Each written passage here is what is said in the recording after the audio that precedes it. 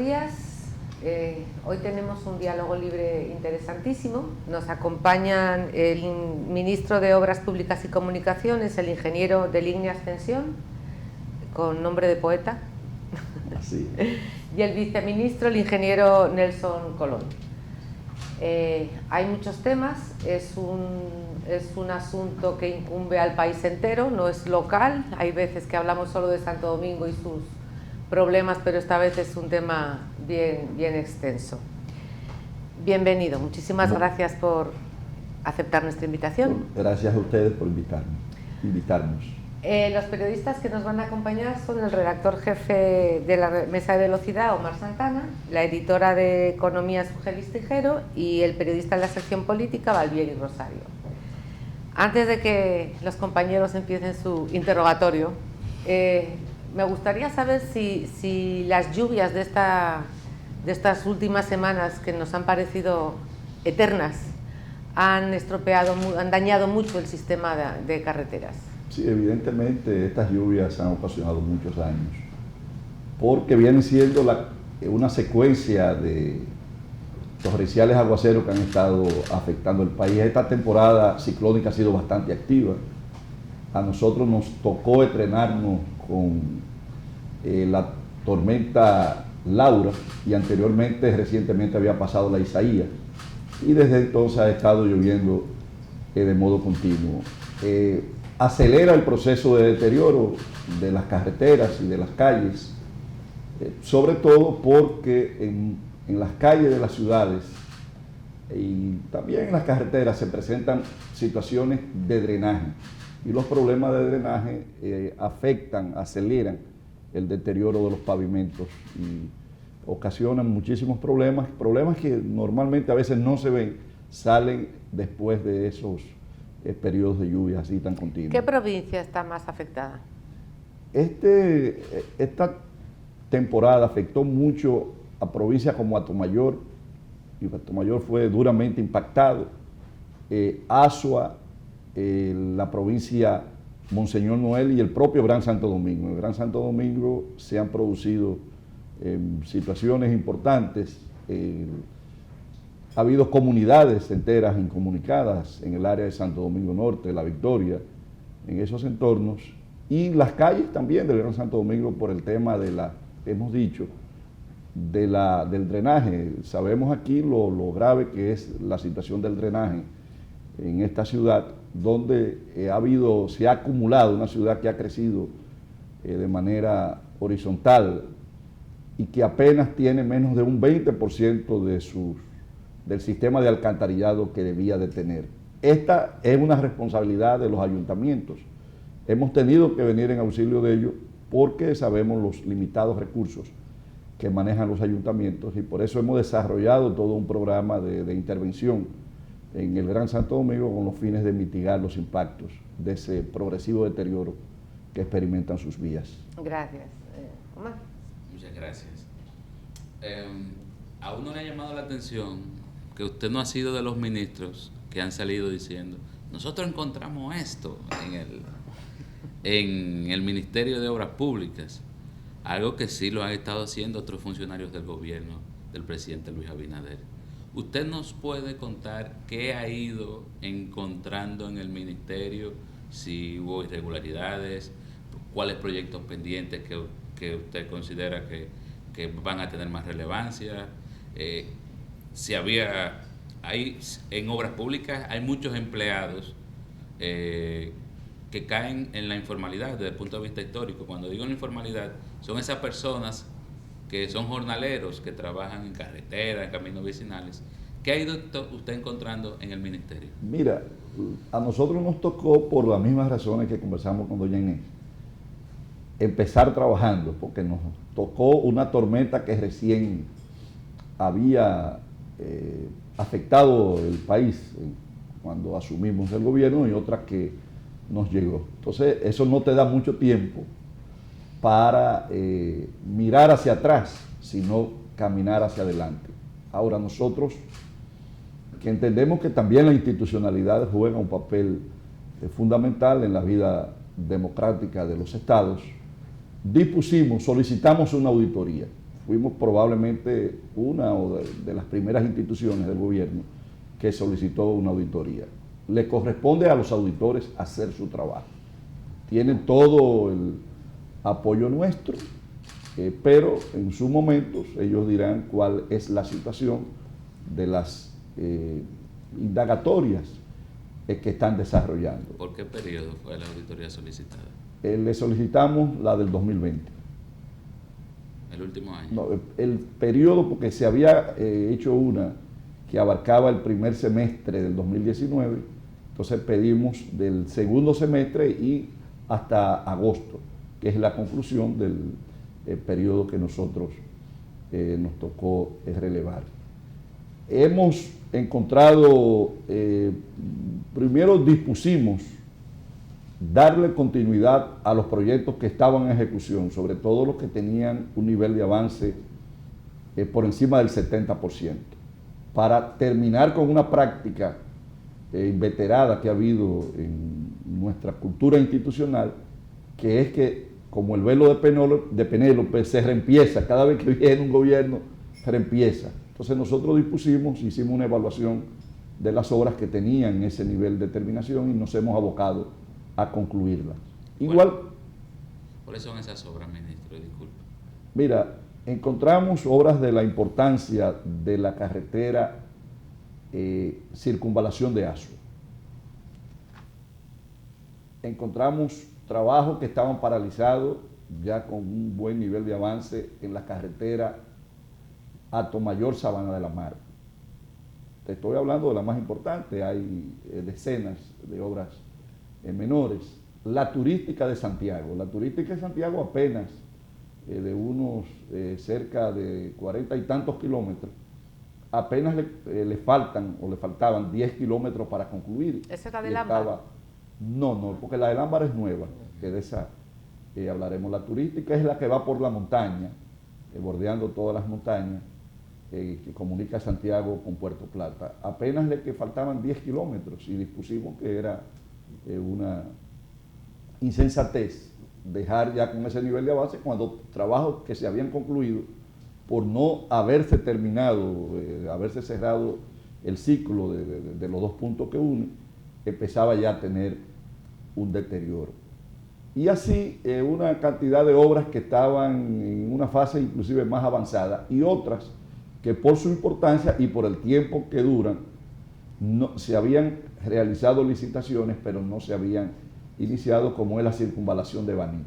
Nosotros dispusimos, revisamos, vimos que se cumplía con los requerimientos de las especificaciones de la licitación y decidimos darle continuidad. Igual también había otras obras que tenían los contratistas avance, pero que como venía un cambio de gobierno se habían detenido a esperar qué pasaría y dispusimos que estas obras se iniciaran. En esto, y Obras Públicas juega un papel bien importante porque no es simplemente el tema de infraestructura.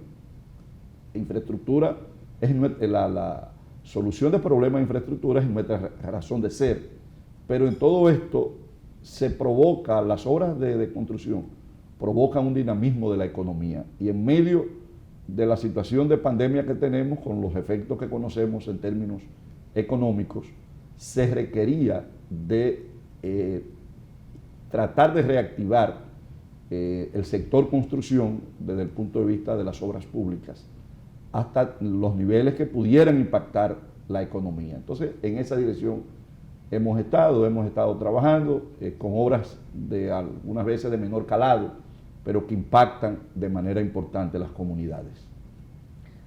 Sugeli. Sí, me gustaría profundizar en eso último que acaba de decir, ¿no? En esa capacidad de las obras públicas y de la construcción de reactivar la economía. Sin embargo, las obras públicas son costosas, o sea, la inversión de recursos es alta y no estamos en la mejor época, en el mejor tiempo, debido a todos los efectos que ha tenido la pandemia sobre las cuentas fiscales. Entonces, quisiera saber, usted habla de obras que tenían como un parámetro para continuar con las obras, ha sido las que tenían más de 70% de avance. Quería saber si había otras obras que se estuvieran planteando eso como motorizadoras y que nos contara cómo ha sido el reto de llevar adelante una institución que requiere tantos recursos precisamente en una época en la que menos posibilidades de menos manejo, de menos dinero hay. Así es. Mira, primero, las obras, el monto de las obras depende de la naturaleza del proyecto. Tú tienes proyectos que te pueden costar, como esa autopista o carretera del Ámbar, que te puede superar los 400 o andar cerca de los 400 millones de dólares, que es una cantidad bien importante. Pero tienes proyectos que son de 2 millones o 3 millones de pesos, que te impactan de modo directo una comunidad y les resuelve la vida de una comunidad. Muchas veces un barrio tiene una entrada que es de medio kilómetro y en condiciones bien deplorables, y simplemente con asfaltar ese medio kilómetro se le está resolviendo a cientos de familias, se le está cambiando su nivel de vida. Entonces depende de la naturaleza de las obras. Muchas veces las que más empleo generan no son las más grandes, porque las más grandes tienen la implementación de tecnologías. El trabajo de una retroexcavadora te sustituye el trabajo de 10 obreros o de 20 obreros. Entonces, las aceras y los contenedores tú no las haces con retro, las haces con muchos obreros. Entonces, nos hemos enfocado para procurar lo que anteriormente decía, la dinamización de la economía, a la vez que se les resuelven problemas puntuales a comunidades que vienen a significar, a ser impactantes en sus vidas, intervenir los sectores. Estamos en este momento desarrollando unos sorteos de obras con ingenieros y profesionales de la ingeniería, o sea, obviamente de la ingeniería, no a través de grandes empresas, son proyectos que van desde 2 millones y algunos hasta menos, hasta 30, 35 millones, quizás el máximo sea 40 millones. Cerca de 200 obras por un monto próximo a los 2.000 millones de pesos. Estas son obras que deben determinarse en menos de 90 días, porque son canchas, son pequeños tramos de pavimentación, acera y contenes, conclusión de polideportivos, pocos kilómetros de caminos vecinales. Entonces, este tipo de obra emplea mano de obra, a la vez que 200 obras es a 200 profesionales de la ingeniería,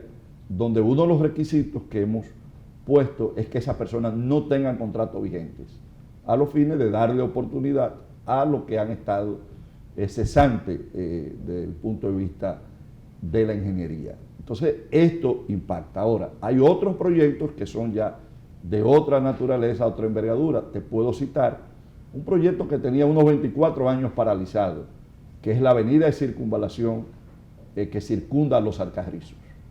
Los Alcarrizos es una parte, como sabemos, de un municipio importante y con muchos años. Es probablemente uno de los más antiguos de los que conforman el Gran Santo Domingo. Sin embargo, no tiene una avenida importante. Entonces, esto viene a ser esta obra, que no es una iniciativa nuestra, es un proyecto viejo, pero que lamentablemente nadie puso a caminar. Nosotros hemos decidido ponerlo a caminar y resolver ese tema de comunicación de Los Alcarrizos. Igualmente, obras importantes que nos aprestamos a trabajar en el año 2021 con las precariedades económicas que usted hace referencia, es la intervención de una serie de puntos en el Gran Santo Domingo que van a resolver problemas importantes de tráfico y otros de comunicación. Por ejemplo, nosotros vamos a resolver un tema del elevado de Andrés Boca Chica. Ese es uno de los puntos que ustedes, si revisan constantemente las crónicas que ustedes mismos hacen, van a ver la cantidad de accidentes que se producen en Andrés Boca Chica. Entonces, esa es una obra que nos aprestamos a empezarla en este año. Disculpe, ¿qué pasa ahí? Porque ahí se hicieron unos trabajos, unas conexiones, unos puentes que no son peatonales, son motorizados. Sí, pero ese faltó. Ese faltó. Ahí no será un puente motorizado, sino un paso a desnivel. Se van a subir unos 2 carriles, se van a poner expreso a través de un elevado, se van a dejar 2 carriles a nivel, controlado para el tráfico local, controlado por un sistema de semáforo y completado con una marginal que va a comunicar a Andrés Boca Chica. Esa es una obra que, y doy la primicia aquí, que vamos a iniciar en las venideras semanas. Estamos también haciendo una intervención importante en la autopista Duarte. La autopista Duarte, ustedes saben que primero la principal del país, pero con un nivel de deterioro asombroso debido al gran tiempo que hacía que no se le hacía una inversión importante. Estamos interviniéndola y de una manera bien importante. Entonces, para cerrar tu pregunta, hemos tenido que tener una reingeniería y priorizar los proyectos importantes, tener un nivel del gasto responsable, que eso es bien importante, y cero corrupción. Aquí nosotros hemos dicho que el dinero de las obras es para las obras, no hay ni debe de haber peaje. Entonces, eso son elementos que deberán de impactar en medio de la situación que tenemos y de las limitaciones. Usted que viene del área económica sabe que una de las premisas esenciales de la economía es de que se manejan bienes y los bienes son siempre escasos. Porque lo que no es escaso, entonces no necesita una administración. Para que ustedes tengan una idea, hay contratado más de 110.000 millones de pesos y el presupuesto de obras públicas no supera los 20.000 millones. ¿Y qué va a hacer? Entonces, lo que te dice es, eso es de obra contratada, no ni siquiera de obra sin contratar, que hay infinidades. Eso lo que dice es que hay que establecer una racionalidad en la inversión y una prioridad con las obras más necesarias que puedan resolver problemas de infraestructura, otras que puedan tener un impacto regional y las que sean necesarias. Esos 20.000 millones son el presupuesto para el año que viene.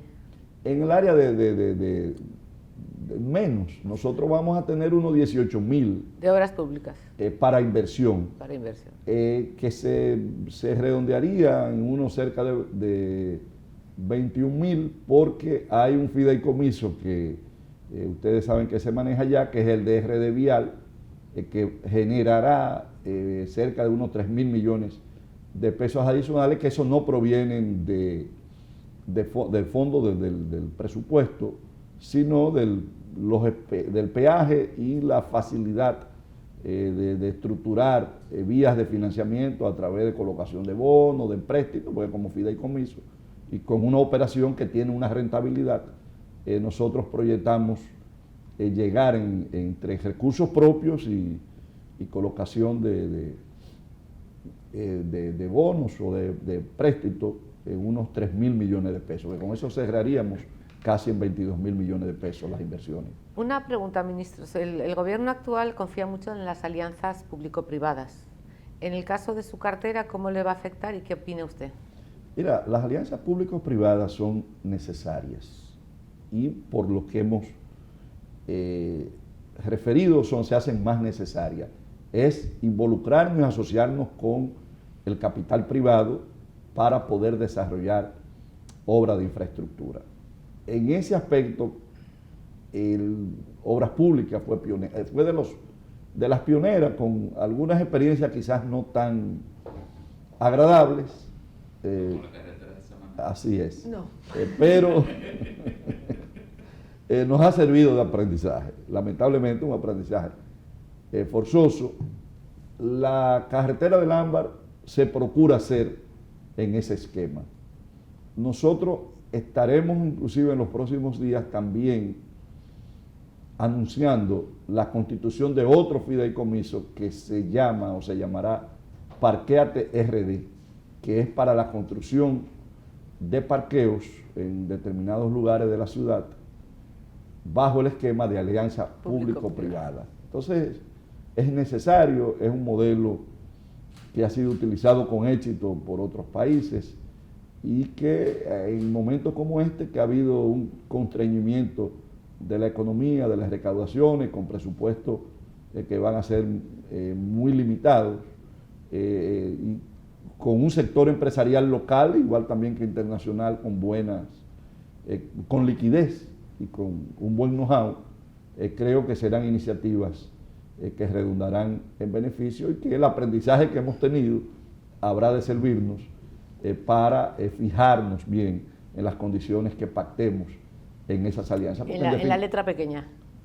Así es, en las pequeñitas. En la pequeñita. Valvieri, por favor. Bien, buenos días, ministro. Una pregunta. Usted sabe que el Estado Dominicano tiene mala fama en cuanto a que somos buenos haciendo obras, grandes inversiones. Sin embargo, en el mantenimiento luego se caen y grandes inversiones muy, muy costosas terminan siendo prácticamente, se vuelven ruinas. Algo similar pasa con el estado de las calles. Usted hablaba de una inversión focalizada en determinadas áreas, por ejemplo la autopista Duarte, que están en muy malas condiciones. Sin embargo, mi pregunta es, en primer lugar, esas inversiones, ¿cuál es el monto de esas inversiones que ustedes van a hacer para intervenir esos puntos específicos de las vías, de las avenidas? Y en segundo lugar, ¿no tiene el Ministerio de Obras Públicas un programa de mantenimiento de las vías? Yo, por ejemplo, venía por la Lincoln y debajo del elevado con el agua que cae se hace un agujero grande. Al salir hay otro agujero, más adelante hay otro. Entonces uno nota que el Ministerio de Obras Públicas no es eficiente en cuanto a tapar el problema cuando está pequeño, sino que cuando ya el agujero está tan hondo que provoca un entaponamiento, porque los vehículos para poder cruzar el hoyo se detienen, pasan despacio y eso provoca que toda la fila detrás se vuelva lentísima.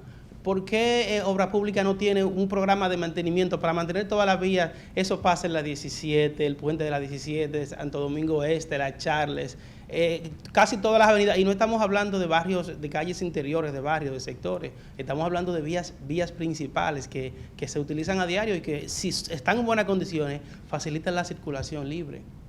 Mira, la cultura del mantenimiento no es solamente en el Estado o en el gobierno, sino es nosotros inclusive como personas, como ciudadanos. Yo tengo una anécdota con un amigo francés, se le quedó la llave y le dicen, pero vaya donde un vecino para ver si encuentra una herramienta para poder abrir. Le dice, mira, yo no voy a buscar a nadie porque el único que en este edificio tiene herramientas soy yo y a mí fue que se me quedó la llave. O sea, fíjate que en otros lugares la gente usa mucho el tema de las herramientas. Lamentablemente nosotros debemos de trabajar en la cultura del mantenimiento y sobre todo del mantenimiento institucional. Somos tan conscientes de ello que hemos establecido un programa que se llama muy interesante, Acción Vial Comunitario, Acción Comunitaria Vial o Peón Caminero. ¿Qué es el peón caminero? El peón caminero es una figura que viene de los tiempos de la colonia, que era quien arreglaba los caminos, los accesos que había para la época. Estamos para los caminos vecinales incorporando personas de la comunidad a través de un comité de vigilancia.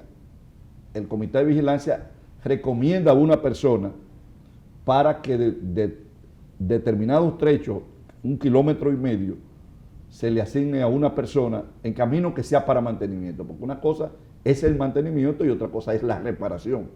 Entonces, muchas veces, como usted bien dice, un camino se afecta porque no se deshierva, no se desbroza la cuneta. Entonces se tapa la cuneta, cuando llueve el agua en vez de correr por la cuneta, corre por el pavimento y lo erosiona. Entonces ya llevamos 8 provincias con la implementación de este programa para sus caminos. Estamos contemplando a través de MIPYME contratarla para el mantenimiento de vías importantes. Por ejemplo, nosotros tenemos, y es un tema que hoy lo empezamos a discutir para aprobarlo, Nosotros tenemos vías que como son las circunvalaciones, la autovía del Este, la del Coral, que se paga un peaje importante, que no es solamente el de los 60 pesos de los peajes viejos que tenemos, sino usted tiene vías de esas que paga 200 o que paga 300 pesos. Entonces, esas vías vamos a subcontratar pequeñas empresas para que se encarguen del mantenimiento continuo y sobre todo el mantenimiento preventivo. Por cada peso que se invierte, y eso está medido, en mantenimiento, se evita tener que luego invertir 20 en una acción correctiva. En el caso de las ciudades y del Gran Santo Domingo, nosotros estamos desarrollando una gran iniciativa de intervención de las principales vías. Por lo que usted dice, muchos de los problemas de tráfico se producen por una pequeña zanja, como usted lo describía, que en tránsito, en ingeniería de tránsito se llama el efecto de cola, que se va produciendo. Entonces, vamos a trabajar primero las vías las principales vías de circulación de vehículos para evitar esa situación. Y ahora, nos ha agarrado el tema de las lluvias, no ha dejado poder los elevados, los puentes, poderlo tener en las condiciones que queremos y tener permanentemente brigadas trabajando. Ahora, debo también de desbrozar, porque hay una responsabilidad que no es del ayuntamiento. Las calles les corresponden, perdón, que no es de obra pública, las calles le corresponden a los ayuntamientos. Entonces, nosotros no podemos asumir la total responsabilidad. Nos podríamos concentrar en las vías de circulación, las principales vías de circulación, porque sabemos las limitaciones que tienen los ayuntamientos. Pero el tema interno de las calles, salvo cuando vayamos a tener una intervención importante de pavimentación o de asfaltado, o sea, de pavimentación importante, le corresponde a los ayuntamientos. Pero una de las cosas que nosotros quisiéramos dejar como impronta en el Ministerio de Obras Públicas es precisamente esa, de que haya un mantenimiento continuo y programado, porque las vías, como todo en la vida, tienen una vida útil y debe de programarse. Fíjense que las avenidas que son concesionadas, aún con todo el problema del contrato de Samaná, tiene un mantenimiento bastante adecuado. ¿Por qué? Porque hay una estructura que periódicamente tiene una intervención. Entonces eso mismo debe de hacerse en nuestras principales autopistas y carreteras y avenidas. Gracias. Omar. Gracias. Yo los noto muy ecuánime en algunos aspectos, inclusive de la transición de los gobiernos. Usted ha reconocido un trabajo que se ha venido haciendo, se le tiene que dar continuidad, y hay cosas que, inclusive dentro de la carretera de Samaná, que ha sido muy cuestionado el peaje sombra que se paga por ello. Usted reconoce que aún así la calle se mantiene, la carretera se mantiene bastante bien. Y es cierto, los que han viajado por ahí, viajan, se dan cuenta que quizá momentáneamente por las lluvias se genera un hoyo, sobre todo esa área que es muy húmeda, en la zona que es muy húmeda, pero en poco tiempo se resuelve.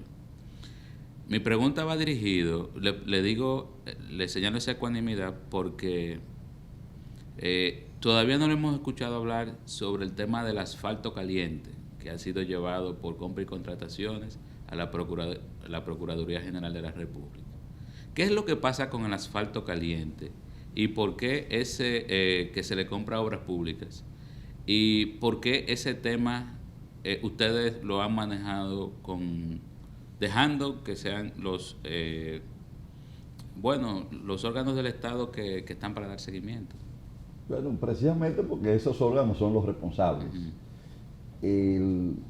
La Dirección de Compra y Contratación inició una acción que ya está en manos de la justicia. Entonces, el papel nuestro es facilitar y ayudar a la justicia con los documentos que nos pidan y con las informaciones.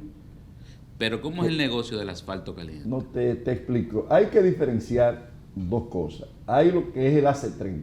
El AC30 es la materia prima del asfalto. el asfalto, lo que se coloca en las calles. El AC30 es un derivado del petróleo que se importa. Nosotros no lo producimos, se importa. Esa mezcla, ese producto con arena y gravilla en caliente es lo que constituye la producción del asfalto. Lo que ha sido encauzado, para diferenciarlo, lo que ha sido encauzado es el asfalto. Por lo siguiente, la Dirección General de Compra y Contrataciones determinó que no hubo un proceso de licitación de la asignación de contratos para la aplicación del AC30 y otras razones que se aducen, como el hecho de que aunque la ley 340-12 establece que cuando hay productos que son de suplidores únicos, tienen una connotación distinta cuando es un producto o un servicio que lo pueden ofrecer muchas personas. Hay un registro de las empresas que tienen asfalto, o sea, que producen asfalto y que aplican asfalto. Son aproximadamente unas 39 o 40. A todas se le dio un contrato. Esto, bueno, es correcto, a todos se le dio la misma oportunidad. Sin embargo, hubo una discrecionalidad, es lo que ellos aducen, de utilizar solamente una determinada cantidad de empresas de estas, y las otras, aunque tenían el contrato se pagaba sobre aplicación o suministro. Entonces, ahí es que radica esta situación del asfalto, que ya ha sido encauzada por la Dirección de Compra y Contrataciones ante la Procuraduría General de la República. O sea que solamente se le pagaban, lo servían unas cuantas de las... Hay una cantidad, es una de las razones que hay, o habrá otros elementos, pero es una de las razones principales que se aducen. Okay. Sí, yo iba a dejar lo de la carretera de Samaná para el final, pero ya que la han nombrado, hace un mes y medio, hablando con el director de Alianzas Público-Privadas, él comentaba que estaba en revisión el contrato con la empresa que maneja la carretera de Samaná, que se estaba haciendo una revisión, que era la empresa la que se había acercado al Ejecutivo para hacer unas revisiones y para que toda esa letra chiquita que ha estado en ese contrato ahí a través del peaje sombra y todo esto se resuelva. ¿El Ministerio de Obras Públicas está participando en esas discusiones? ¿Qué avance ha habido al respecto? ¿Cuándo podemos ver alguna noticia al respecto? No, claro, nosotros como ministerio somos los que manejamos el contrato, somos los que lideramos el proceso de conversación y de negociación. Estamos en este momento en un proceso de conversación con los concesionarios. Hay un espíritu, positivo de poder llegar a una salida que signifique un alivio para nuestras arcas, porque la verdad es que es un fardo pesado. Esto le sale al Estado Dominicano por cerca de 88 millones de dólares todos los años. Es un proyecto que se hizo sobre un supuesto de que ya para el año 2015 debía de llegar a su punto de equilibrio, que el Estado no debía de aportar dinero. Sin embargo, ya estamos en el 20 y no se vislumbra ni hay la manera de que se pueda llegar a ese punto de equilibrio, porque se trabajó sobre unos supuestos que era que iba a haber un desarrollo en el área y eso no se dio. Entonces, ¿qué nos corresponde a nosotros de una manera responsable? Porque esto también debemos de verlo, no es tan sencillo como tú venir y decir que voy a eliminar el contrato. Es un contrato que involucra inclusive colocación de bonos, donde hay, detrás de esa colocación de bonos, hay organismos multilaterales que lo avalan. Y hay un elemento que usted como especialista en el área, sabe bien lo que significa también la acreditación riego país, que cualquier situación que no sea manejada con la debida prudencia afecta esa acreditación, y solamente ese hecho te varía las tasas, te puede variar las tasas de intereses para futuros empréstitos. Y países como los nuestros, y más en un momento como este, que estamos abocados a situaciones de búsqueda de financiamiento externo, debe de ser manejado sumamente con cuidado, con responsabilidad, pero con firmeza. Y lo estamos haciendo, y en su momento el presidente, que a él le corresponderá, tendrá anuncios importantes en esta dirección. Una pregunta, ministro. Una de las primeras promesas o propuestas del presidente Abinader fue la eliminación de la OISOE.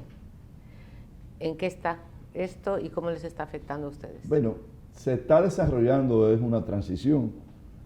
Se ha dispuesto que las obras que tienen que ver con infraestructura vial pasen al ministerio.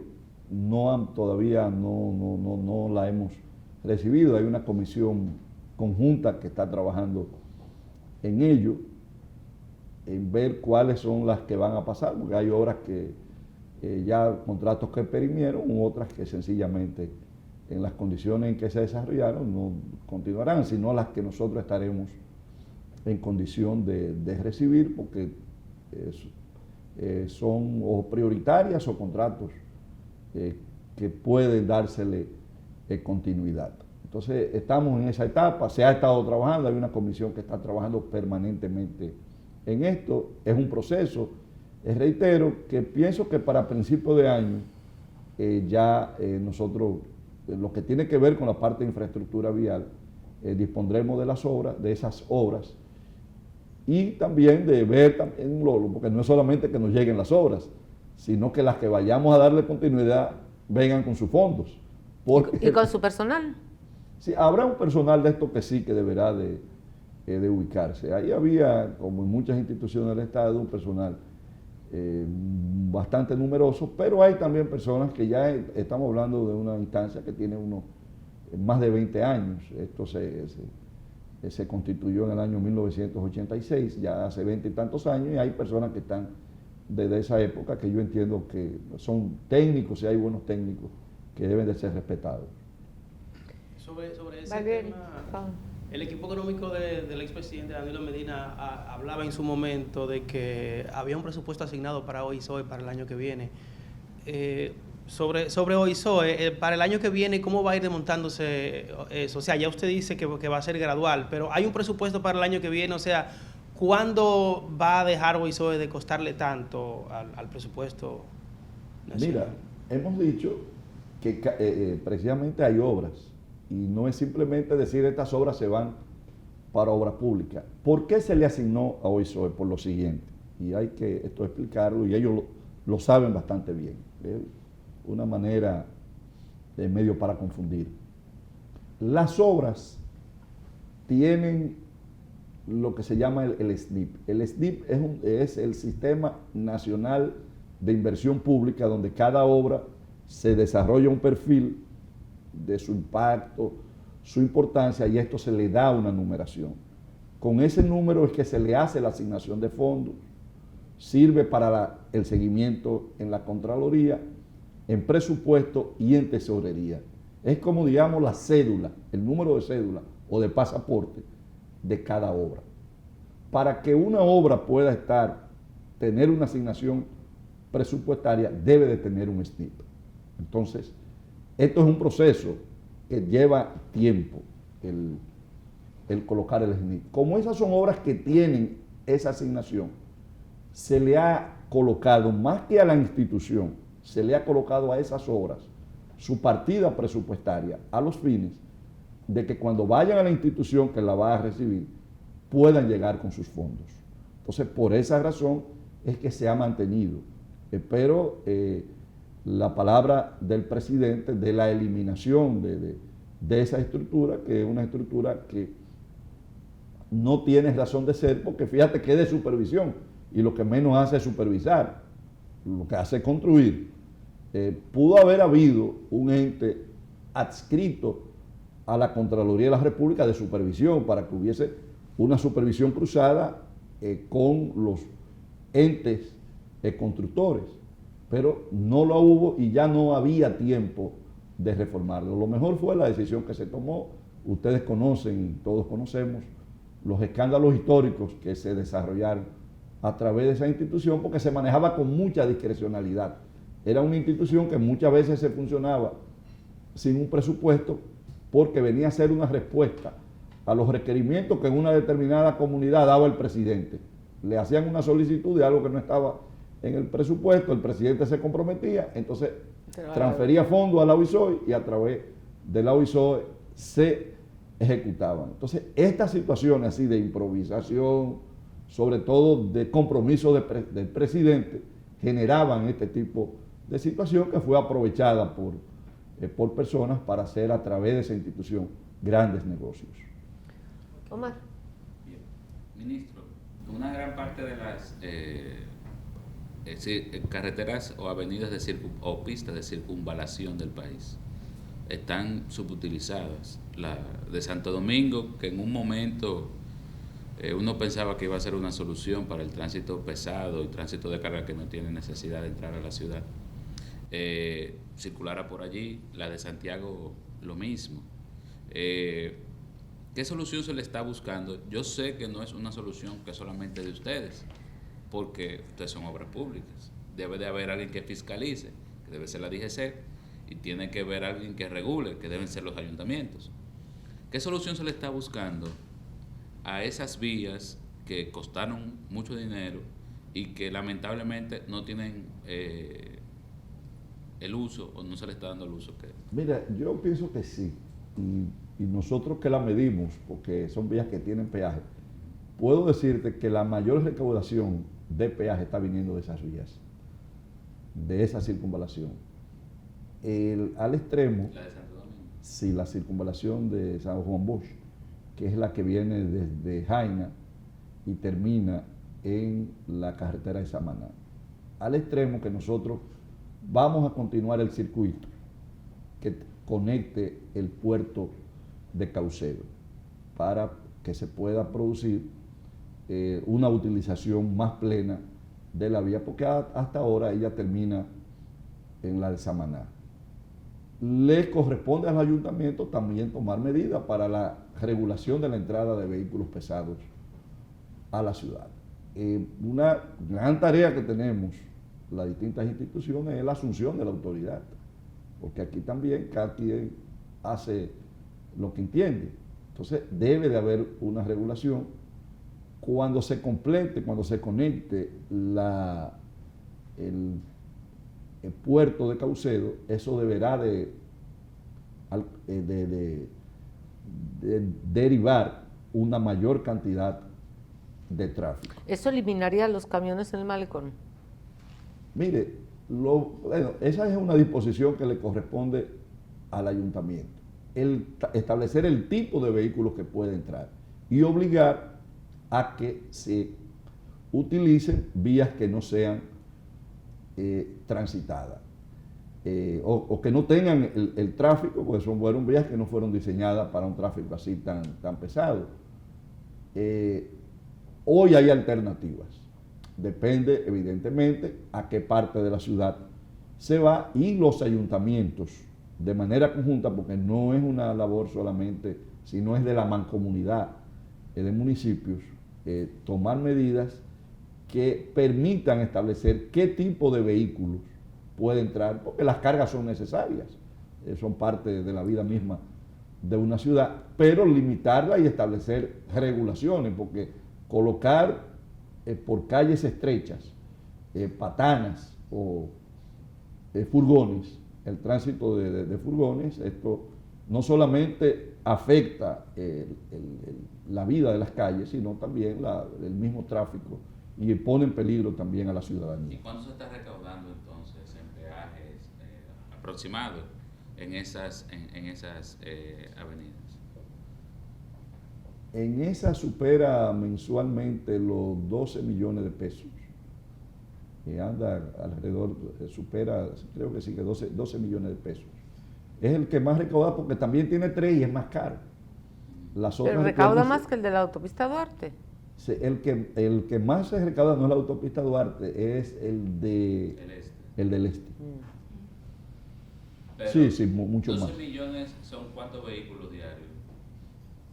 Mira, no tengo así de recuerdo, no sé, Nelson, si tú no lo recuerdo, pero el tráfico que se contabiliza por peaje supera en todos cerca de 2 millones de vehículos. Al año nosotros se debe recaudar, se proyecta, las recaudaciones en el momento de la pandemia se cayeron, hoy han vuelto a sus niveles, pero las recaudaciones andan en cerca de 4.000 millones de pesos anual por el uso del pago de peaje. Con respecto al principio estaba hablando de las auditorías que había solicitado. Entiendo que, si mal entendí, era una de 2020 y también del primer semestre de 2019. ¿Se van a ir auditando periodos anteriores? ¿Cómo va a ser ese proceso? ¿En cuánto tiempo esperan? Y en el caso de irregularidades, los órganos judiciales serán los que ya investiguen toda esa situación, pero ¿cómo ve de lo que poco que tienen, que han visto, qué tan irregulares eran los manejos en cuanto a entregas de contratos? Porque es un sector que se presta, el de obras públicas, que se presta mucho a actos de corrupción, de cosas. Sí, mira, las auditorías que van a ser continuas, porque estamos auditando las anteriores gestiones, pero llegará un momento también que la propia deberemos de auditarla en 2 direcciones, una para mejorar los controles internos y otra para, a través de los órganos que le corresponde esa labor de fiscalización. Nosotros, cualquier resultado que dé irregular una auditoría de esa, la responsabilidad de nosotros es como el órgano responsable encauzar una acción, porque sería una irresponsabilidad que se nos muestre una irregularidad y simplemente la dejemos en denuncia. No sé. Si se presentan y las que se presenten, por eso hemos querido hacerla por el órgano que dice la ley, porque no es simplemente, yo no puedo con una simple denuncia iniciar ningún proceso, sino la ley establece cuáles son los órganos competentes y con, digamos, la credibilidad para iniciar una acción. Usted puede estar absolutamente seguro que lo que salga ahí no solamente se comunicará, sino que aquellas que tengan indicios penales van a ser sometidas a los órganos de investigaciones para que entonces a partir de ahí ellos puedan establecer las medidas y el paso a seguir. Una pregunta, ministro. En todas las dependencias estatales, en estas transiciones, ha habido denuncias de despidos y denuncias de sobrecontrataciones. En el Ministerio de Obras Públicas, ¿qué ha pasado con la nómina? No, la hemos estado revisando y yo le sería deshonesto si no le digo que ha habido despido.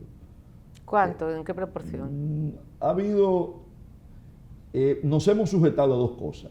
Primero, no aumentar las nóminas, inclusive llevarla a los niveles requeridos. Segundo, a respetar las posiciones técnicas, porque en obras públicas hay muchos técnicos calificados y gente que ha hecho historia y que ha hecho carrera, y eso nosotros lo hemos respetado.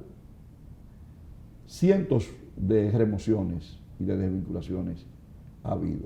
Ahora, la nómina de obras públicas es una nómina que sobrepasa los 5.000 empleados.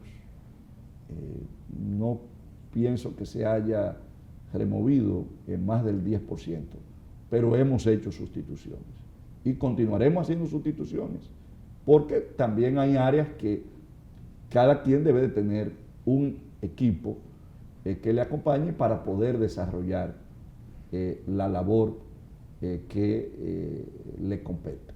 Ahorita usted mencionaba, Omar, sobre esos obreros que son... Mira, hemos tomado con esos obreros la iniciativa y empezamos la coordinación con SENASA de dotarlo de su seguro médico para que estas personas puedan tener un auxilio mínimo de salud, porque son personas que trabajan a destajo, que trabajan 2 meses, que trabajan 3 meses, que son jornaleros. Entonces, para poderle garantizar, es una acción que hemos dispuesto que se empiece ya la coordinación con SENASA para que todas las personas que están en medio de esta situación puedan ser sujetos de su derecho de salud. ¿A la nómina de obras públicas? No a la nómina fija, se pagan con una nómina especial, porque esto se renueva continuamente y muchas veces los obreros que estuvieron en un periodo no están en el esto tiene una renovación constante. Disculpe, son personas muy pobres casi siempre, y en el pasado siempre hubo quejas de retraso de pago. Cuando son personas tan pobres que se les retrase 2 meses, es una catástrofe. ¿Cómo ustedes van a hacer para que esos pagos lleguen de la manera más expedita posible? Sí, miren, no quiero concluir sin que el ingeniero Nelson, que es el área de infraestructura, tiene muchas cosas también que complementar y decirle, ¿no? Pero eso que usted dice, mira, sí, ciertamente nosotros nos encontramos con la siguiente situación: atrasos.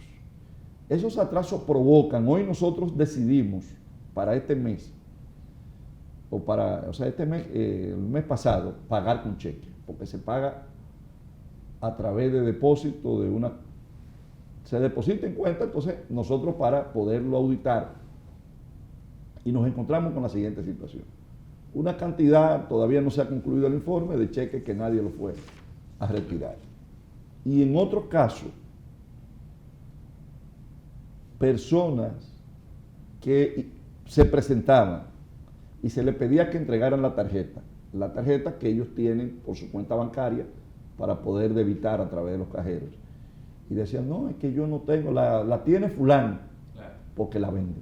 O sea, hay personas que se aprovechan de esta situación, de esa inestabilidad en los pagos, y de modo usurero le compran a estos humildes jornaleros, le dan el dinerito, muchas veces menos del 50% de lo que la gente se gana. Entonces, para eliminar esa práctica, nosotros estamos disponiendo, primero, que haya cierta periodicidad, que se pueda establecer un periodo constante, que si es por 3 meses o por 4 meses, podamos hacer un contrato por esa fecha para saber la cantidad de fondos que nosotros deberemos de erogar. Por ejemplo, el programa del peón caminero que hacía referencia al inicio de la conversación, se les va a pagar de 12,000 pesos a las personas por esta tarea.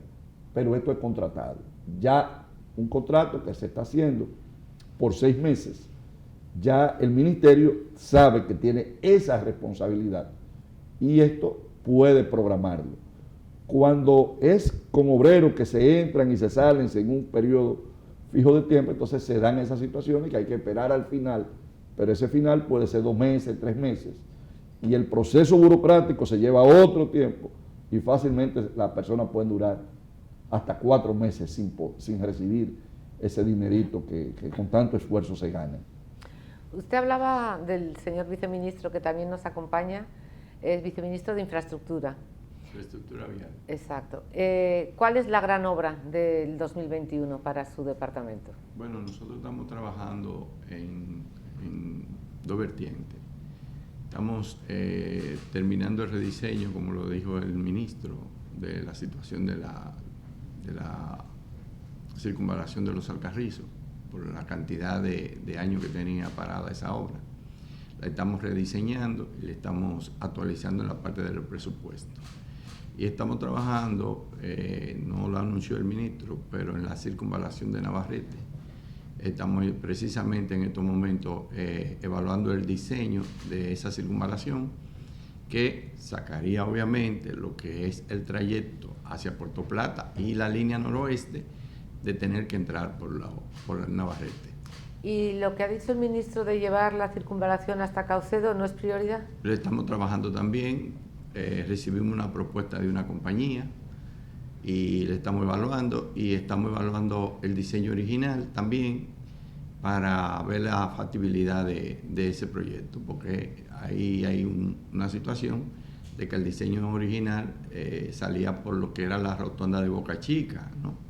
Salido a San Pedro, y entonces eso lo estamos evaluando, a ver qué tan factible puede ser mantener ese diseño o utilizar entonces un diseño que se nos plantea, que es utilizando la misma autopista del Nordeste, que es la de Samaná. Que se cruza por ahí. Que podría hacerse un distribuidor y nosotros ya por la parte de la caleta, por detrás, entrando allá al puerto Punto Mondaica. Esa no es una carretera muy cara, no es un tramo muy largo, podría hacerse fácilmente. Podría hacerse fácilmente, lo único que habría que ver la factibilidad económica de los dos tréboles, uno de acceso a esa autopista y el siguiente que entraría en la parte de las Américas por el lado de Boca Chica, del puerto. Gracias. Valvieri, por favor. Okay. El asunto de los puentes son la vía de comunicación de los diferentes municipios. En las grandes ciudades que crecen y crecen, con el tiempo se van volviendo insuficientes. Nosotros empezamos teniendo solo un puente, el Duarte, tenemos el Juan Bosch, el Mella, el flotante, para comunicar con Santo Domingo Este, estoy hablando. Sí. Sin embargo, vemos que en hora pico no es fácil. Se le van 2 horas a uno en el camino, en un entaponamiento.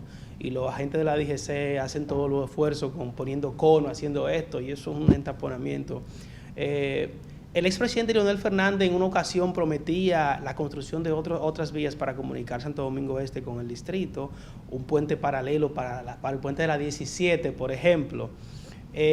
¿No creen ustedes que va llegando la hora de pensar en otro puente, otra vía para hacer más fluido el tránsito del municipio más grande que es Santo Domingo Este con el distrito? ¿O es algo que podríamos pensar en eso ya para un futuro?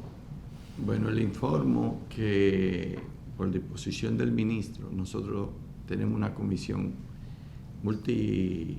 multiinstitucional, se podría decir, donde estamos trabajando en estos momentos en lo que podría ser la construcción del diseño, llamar a licitación para el diseño del puente paralelo, como usted lo dijo, al de la 17, pero entrando por la Puerto Rico con la Manuela 10, del lado del distrito la Manuela 10 y del lado de Santo Domingo Este por la Puerto Rico. Eso está muy avanzado y probablemente a principios de año nosotros ya tendremos listo la licitación para llamar a concurso de ese puente. Y sobre el puente de flotante, como usted le señaló, ya también estamos trabajando en ese sentido y tenemos propuestas de una compañía que por instrucciones del ministro se comenzó a hacer los contactos para la posibilidad de que se construya, ¿no?, un puente ahí en esa zona, a diferencia del puente actual, porque ya ese puente, su vida útil la ha agotado, y ese puente nos está generando una situación bien difícil que en cualquier momento puede colapsar. Sería... Mejor lo quitan. Sería fue provisional. Sí, fue provisional y llevamos 20 años. ¿Y cuál es el plan en ese puente? Porque se conecta. Bueno, originalmente había una propuesta y el ministro hace unos días le estuvimos chequeando de una empresa que conectaba el malecón por el lado donde está el obelisco hacia la Avenida España. Pero mediante gestiones, ¿no?, como le dije, hay una propuesta más sencilla que se está evaluando también en su justo momento, que donde está el actual, colocar uno con pilas fijas, pilotes, y que en su centro habrá de esta forma para el paso de los barcos. Es decir, resolveríamos el problema de las lilas, de la basura, que se quedan en el puente flotante, lo empujan, le genera una presión hidrostática y que nos genera a nosotros una cantidad de dinero y de equipo, hombres, trabajando para sacar esas lilas, para quitarle un poco de presión. Entonces, con los pilotes, ¿qué haríamos? Todo lo que es lila pasaría por debajo de esos pilotes fijos y entonces cuando llegue la necesidad de abrirlo cada cierto tiempo por los barcos, entonces simple y llanamente se abriría verticalmente. Pero eso nosotros estamos, porque esos son puentes, que esa parte que es mecánica se vende.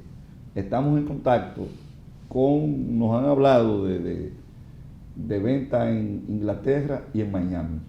Es bien rápido, esto es bastante rápido, el proceso constructivo, y nosotros estamos esforzados, por las razones que usted dice, en buscar una solución que le incluiría un carril adicional a ese puente. Lo tenemos hasta en presupuesto, porque queremos resolver ese tema para el año que viene. Pues ya se nos ha acabado ya el tiempo, así que le agradecemos muchísimo al ministro y al viceministro su presencia en Diálogo Libre hoy, y tienen la puerta abierta para venir siempre que lo deseen. Muchas gracias. Muchas gracias a todos y muy buenos días.